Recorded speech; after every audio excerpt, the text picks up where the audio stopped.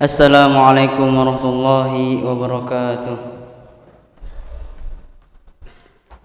Innal hamdalillah nahmaduhu wa nasta'inuhu wa nastaghfiruh wa na'udzu billahi min shururi anfusina wa min sayyiati a'malina. May yahdihillahu fala mudhillalah wa may yudlil fala hadiyalah. Asyhadu an la ilaha illallah wa asyhadu anna Muhammadan 'abduhu wa rasuluh. Amma ba'd. Para jamaah salat subuh yang dirahmati oleh Allah Subhanahu wa taala, puji serta syukur marilah kita panjatkan kepada Allah Subhanahu wa taala yang telah melimpahkan kepada kita berbagai nikmat, di antaranya nikmat sehat dan nikmat Islam, sehingga kita bisa salat berjamaah di masjid yang mulia ini. Salawat serta salam tak lupa kita junjungkan kepada Nabi Muhammad sallallahu alaihi wasallam yang telah membawa kita dari alam kegelapan menuju alam yang terang benderang. Berdirinya saya di sini akan menyampaikan suatu hadis dari Rasulullah sallallahu alaihi wasallam yang berjudulkan tentang menjaga lidah meraih keselamatan. An Uqbah bin Amir qala qultu ya Rasulullah man najah qala amlik 'alaika lisanak wal yasa'ka baituk wabki 'ala khati'atik. Yang artinya dari Uqbah bin Amir, ia berkata, aku bertanya, wahai Rasulullah, apakah sebab keselamatan? Beliau sallallahu alaihi wasallam menjawab, kuasailah lidahmu, rumah yang luas bagimu, dan tangisilah kesalahanmu. Hadis riwayat At-Tirmizi nomor 2406. Isi kandungan hadis. Hadis di atas mengajarkan kepada kita untuk tidak berbicara kecuali dengan perkara yang membawa kebaikan. Betahlah di dalam rumah dengan melakukan ketaatan-ketaatan dan hendaklah menyesali kesalahan-kesalahan. Lisan merupakan salah satu nikmat Allah Subhanahu wa taala yang diberikan kepada kita. Lisan merupakan anggota badan manusia yang cukup kecil jika dibandingkan anggota badan yang lain. Akan tetapi ia dapat menyebabkan pemiliknya ditetapkan sebagai penduduk surga atau bahkan sebaliknya, dilemparkan ke dalam api neraka.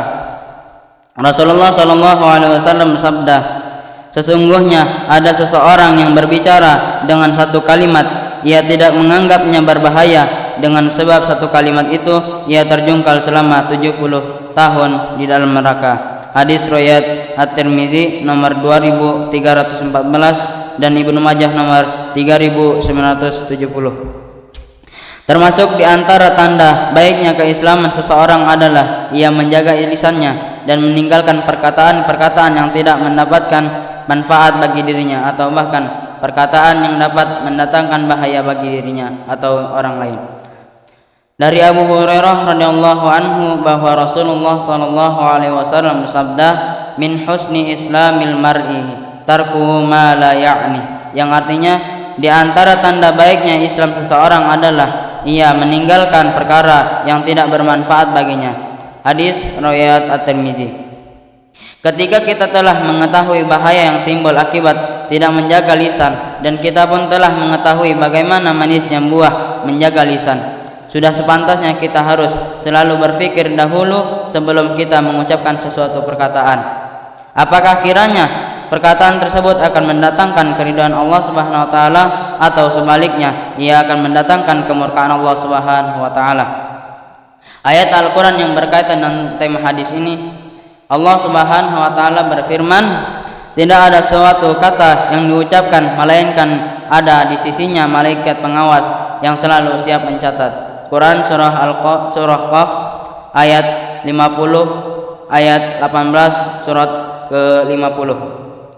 Diam adalah ibadah tanpa kelelahan, keindahan tanpa perhiasan, kewibawaan tanpa kekuasaan. Kita tidak perlu beralasan karenanya dengan aib kita tertutupi. Semoga Allah Subhanahu wa taala senantiasa meluruskan lisan-lisan kita, memperbaiki amalan-amalan kita, dan memberikan kita taufik untuk mengamalkan perkara yang Allah cintai dan ridai. Allahumma amin. Baik, Hanya ini dari saya, semoga bermanfaat untuk kita semua. Sebelum kita tutup, alangkah baiknya kita bermunajat kepada Allah Subhanahu wa taala.